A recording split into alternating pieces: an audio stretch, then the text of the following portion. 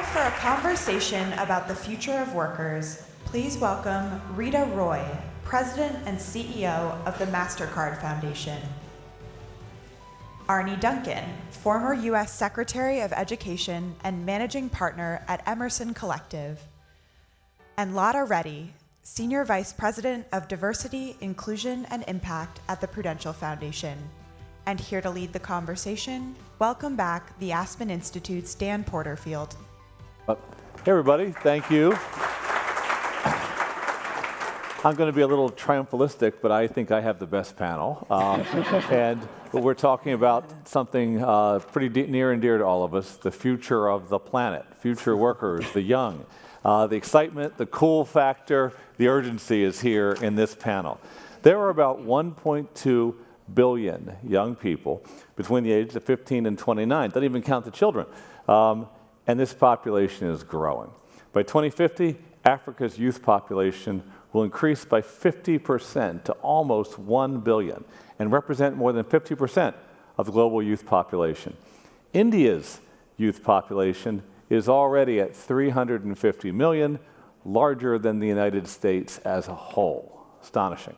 There's so much promise in this population. But young people and rising generations need education, they need opportunity, they need community, they need justice, they need systems and structures that promote growth and learning and empowerment. This is a large and growing group of people, and we need to have strategies, local, regional, national, global, to help them develop the greatness that's inside of them.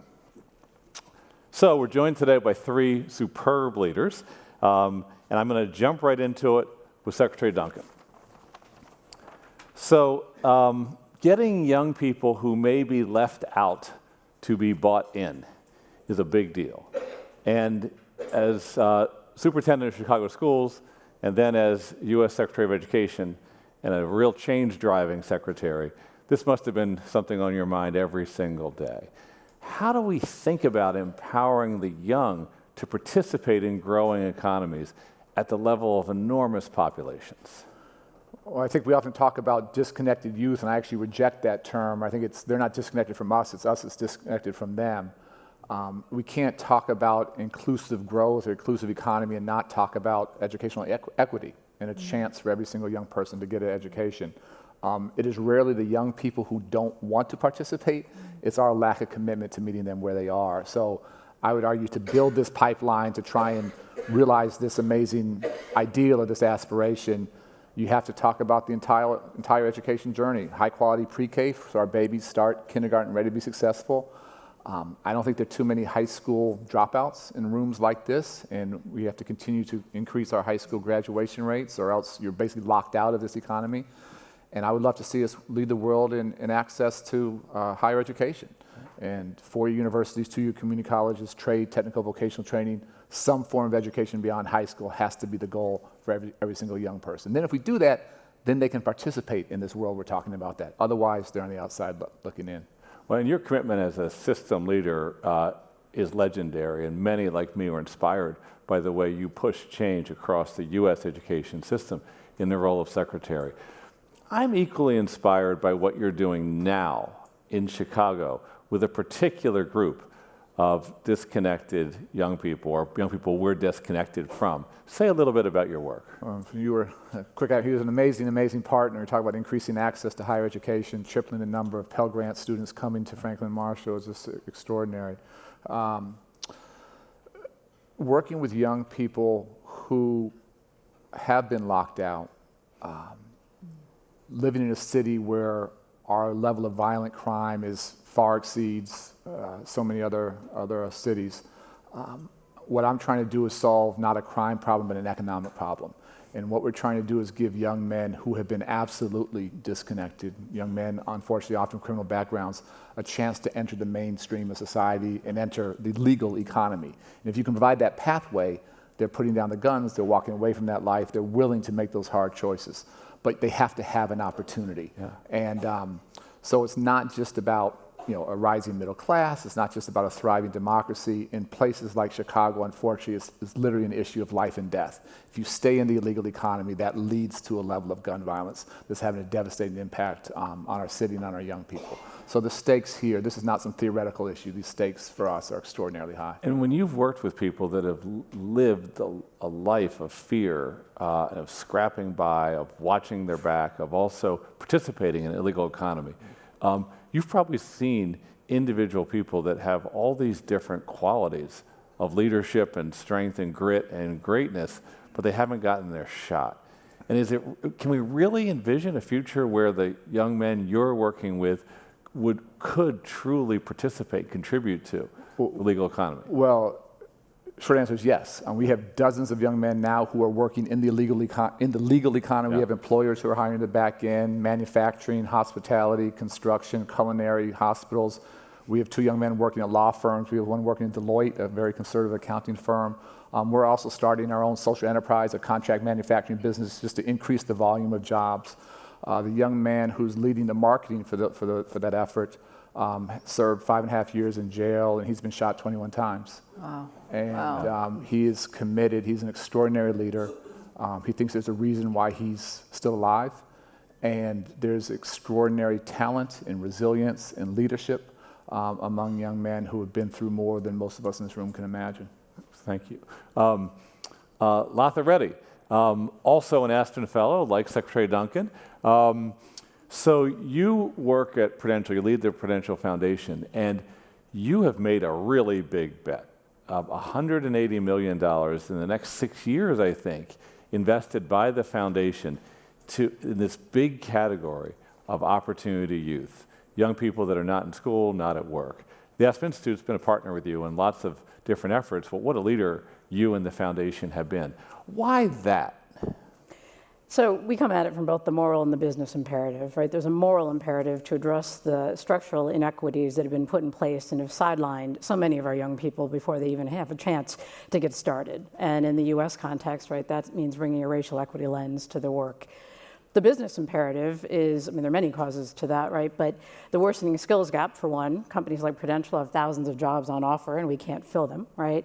And there's also, and all of us are also at the same time trying to diversify our workforce so that we have the diversity of thinking and experiences and backgrounds in play to create the products and solutions for our customers now and going forward. So there are many reasons why this kind of an investment is important to us. So wait a minute, that sounds like a talent strategy. Is that what you're saying? It's everything, right? It's that plus. So it's partly our role in society, right, as a business. It is certainly our role as a large employer, right? We need to create a talent pipeline that is evergreen and that, again, is increasingly more diverse. And Opportunity Youth provide a tremendous opportunity. So there's a lot of talk with the Business Roundtable statement about the purpose of the corporation. Does Prudential have a purpose that you can connect this work to? We do. Prudential is actually a purpose-built company. We were founded almost 145 years ago to provide insurance to working families who at the time were shut out of the insurance market. People didn't believe that working families could afford to pay the premiums or that they couldn't be trusted to pay them. So insidious beliefs, right, that led our founder to create the company. And so 145 years later, we have a renewed sense of purpose that is about making lives better by solving financial challenges in a world that is ever-changing. So who is doing what with this big investment of $180 million? So we have a variety of partners. By the way, it's actually philanthropic and investment capital. So we have an impact investments group that has been around for about 40 years. And as part of our portfolio, we'll be making investments in both companies and nonprofits, right, that are serving Opportunity Youth in a number of ways. So providing education and training opportunities for in-demand jobs, things like the Aspen Forum, right, that are networks of organizations on the ground in communities to help support them in the intellectual capital that they're creating around best practices and what's working for young people in real communities. It's about creating policy change. And so there are a variety of things, levers that we're trying to pull. Yeah, cool.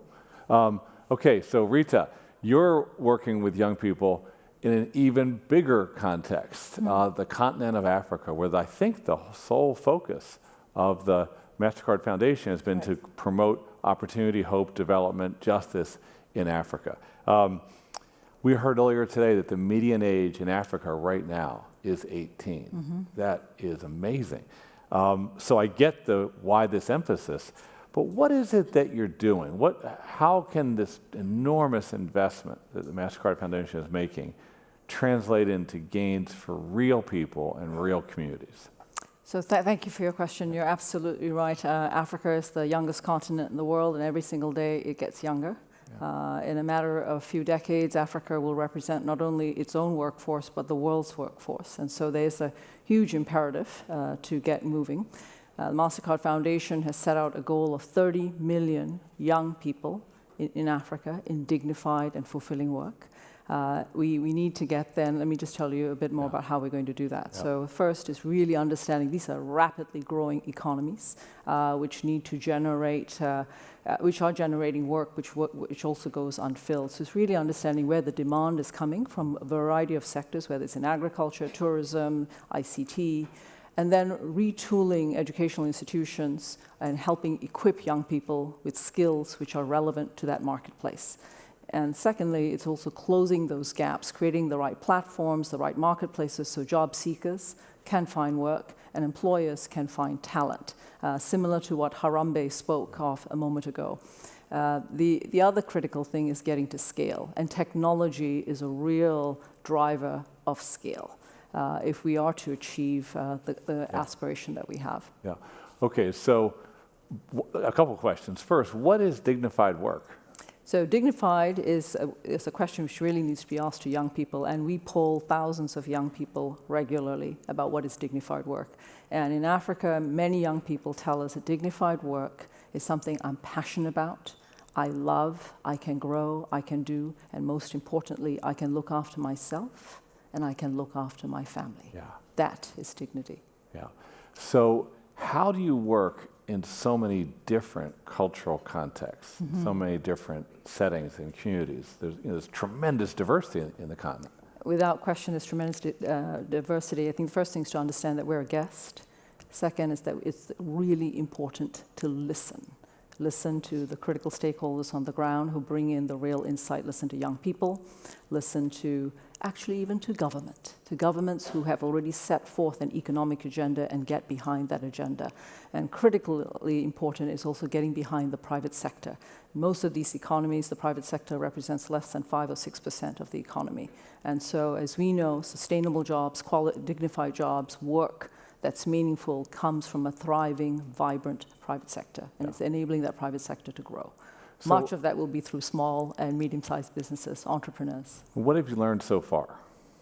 One of the most important things we've learned so far, as I mentioned before, is listening, really getting a handle on demand. Where are these economies most competitive? Which are the sectors which are growing, which are going to be job destinations for young people? So getting a fix on that. And then there's no question, just as you heard a moment ago, there is a huge, vibrant group of young people who are eager to contribute to society, and enabling them and accompanying them with the right skills, finance, and networks. Yep. So I have a couple questions for all of you now. There's no doubt that creating inclusive growth and empowering rising generations are two sides of the same coin. How do you think about fostering leadership and empowerment among the younger generations? Those, how should we be thinking about that? It's not just a mass of people, right? How do we draw out leadership? Anybody have any experiences with that we can share and learn from? I'll jump in. We do quite a bit of that work with thousands of young people through all of our programs across the continent. So the first thing is not about imposing something, but really, again, going back to listening. When you listen to young people, many of them already are contributing in modest ways, and some in not so modest ways, to their community. It's tapping into something they want to do and creating opportunities for them to practice leadership, not only to be exposed to it, but to practice it in big and small ways, whether it's volunteering, whether it's helping with a community project, whether it's starting an enterprise in the northern part of Ghana, which is cut off from the rest of the economy. But it's enabling them to actually practice those skills and then in connecting them to each other more than any other thing. Young people want to be connected to each other and to share with each other. Yeah, Arne? The quick thing I'd add is a lot of young people now, they don't necessarily want to have a boss, they want to be entrepreneurs. Yeah. They want to run their own businesses. Yeah. And that's a great thing. That's a great thing. But letting them, figure out their passion, what would they love to do every single day, and then be able to make a living doing that thing, but equipping them with the skills to actually run successful businesses and open that up. And not everyone wants to, work for the same company for 30 or 40, 50 years anymore, but all of our young people have a dream, they have an interest. How can they start their own businesses? How can they, gain the skills necessary to be successful there? Thank you. Lata? Yeah, I think it's more the same, right? Widening their aperture and helping people understand what's possible, right? We heard Ajay speak this morning about being limited by his own experiences, and so how do we help young people understand what's out there and then equip them so that they can pursue their passion and their dream? Yeah, and that equipment includes skills and knowledge, but also mindsets, Yes. doesn't it? Yeah. Maybe I said two sides of one coin. Maybe it's three sides of the triangle: inclusive growth, empowering rising generations, and fostering entrepreneurship, innovation, creativity, and ownership. Okay, so let me ask you a limiting question here. Everybody here has bought into the idea of inclusive growth. We're all in. And what are the limitations of this model when we think about the work of empowering rising generations, especially those that have been disconnected from power structures? It can't be that it always only works. What hesitancies should we bring into discussion about inclusive growth as the answer to the disempowerment of so many young people? I'll say two things. I think we're all in words. I'm not sure we're all in deeds. And you won't find a company that doesn't talk about diversity or how important that is.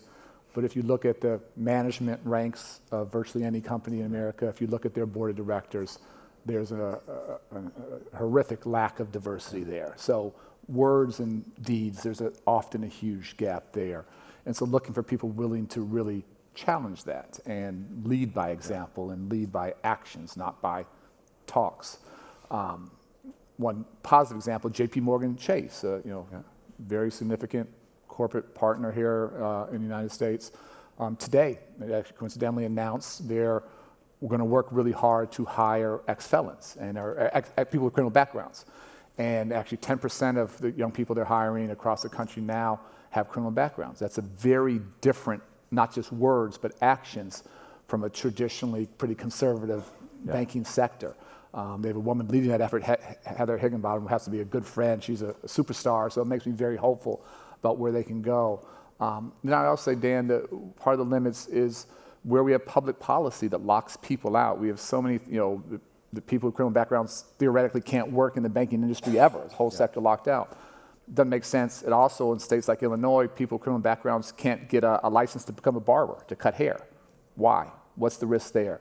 And so when we lock people out through public policy, we force them to stay in the street economy, the illegal economy, because they're going to eat, they're going to pay rent, they're going to take care of their kids. And so the disconnect between words and deeds, and where public policy, for whatever reason, just chooses to hold people back forever based upon something they maybe did when they were young. Yeah, thank you. And I think the disconnect between words and deeds, right, fundamentally stems from beliefs, right? Do people really believe, whether we're talking about opportunity youth or other underserved communities, that they can really be successful, right, in the environments we're trying to put them in?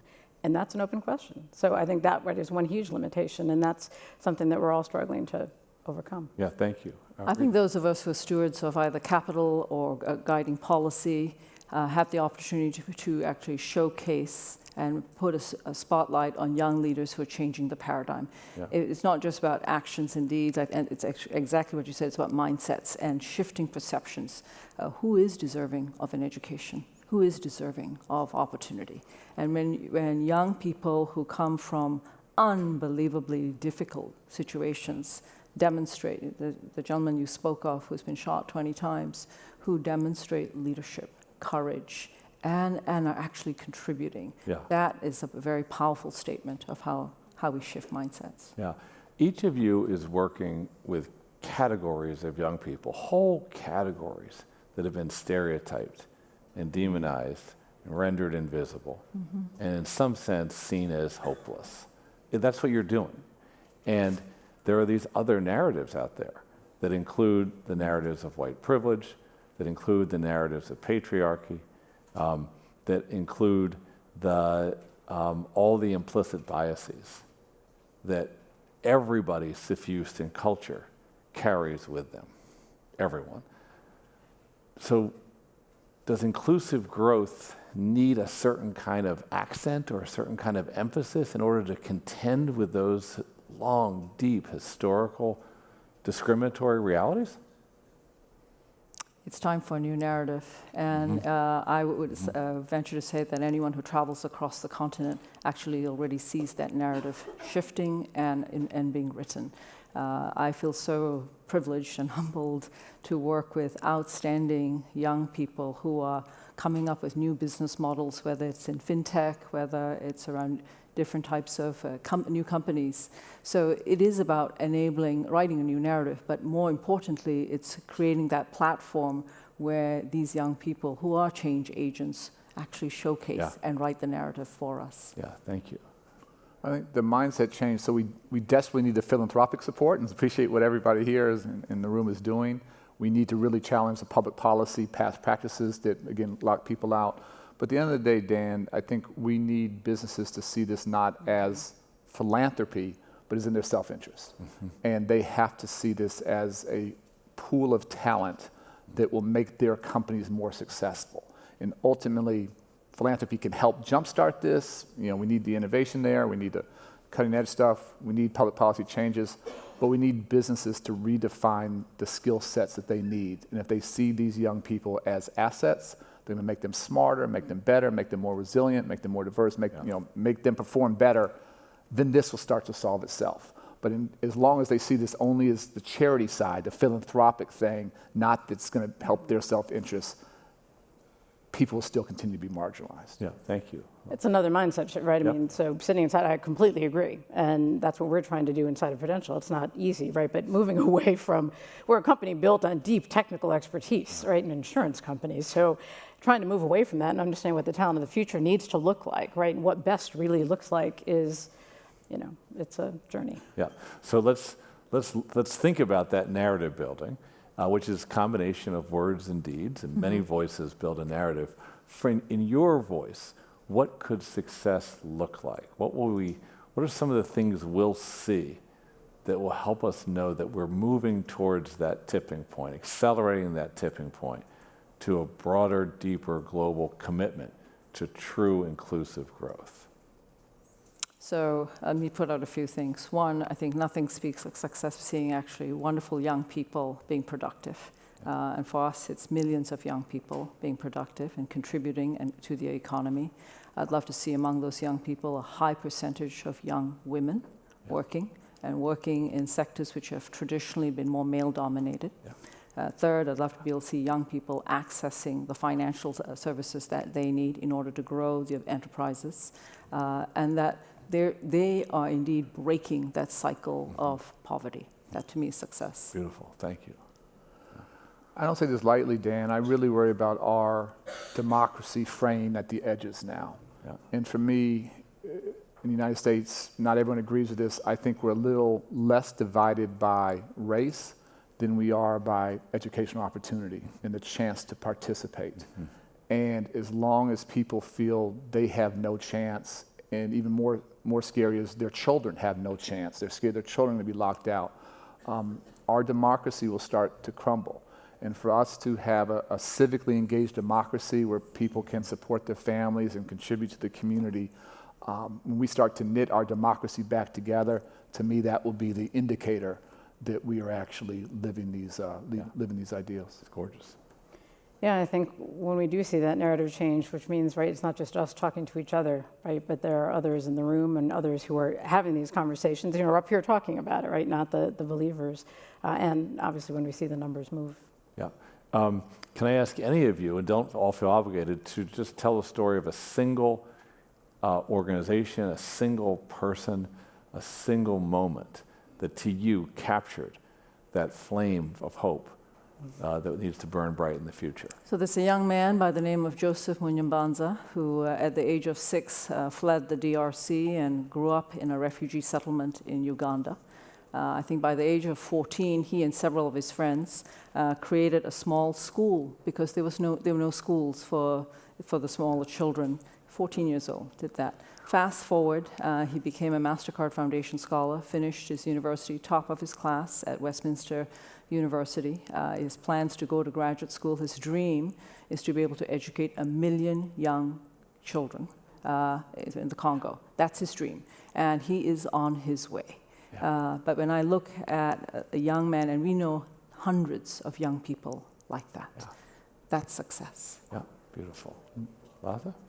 Yeah, I was recently in Brazil with Jamie McAuliffe, who's here, and meeting with groups of young people who are working so hard, right, to change their life trajectory. And the determination, the resilience, right, of the young people in that room was just so inspiring. Thank you. And Arne? Just quickly, we have young men from rival gangs, cliques, whatever you want to talk about it, where there's been lots of bloodshed, lots of bodies, sometimes for decades, who are actually choosing to make peace themselves so that their community can get to a different level, so their children can grow up safe, and seeing their ability to reconcile, to forgive, to understand their common humanity. It's unbelievably powerful. Yeah. Thank you. I told you it was the best panel. Thank you. Thank you all three. Thank you. That was great. That was great. You are amazing.